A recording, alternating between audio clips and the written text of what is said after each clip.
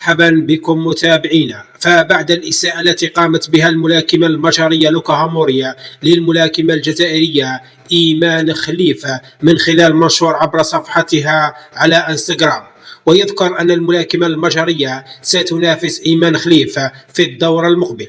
فبعد هذه الإساءة قامت اللجنة الأولمبية الدولية وبصفة رسمية باستدعاء الملاكمة المجرية ومطالبتها بالاعتذار رسميا لإيمان خليفة أو وضعها تحت طائلة عقوبات شديدة أو ربما تصل إلى إقصائها من الألعاب الأولمبية باريس 2024.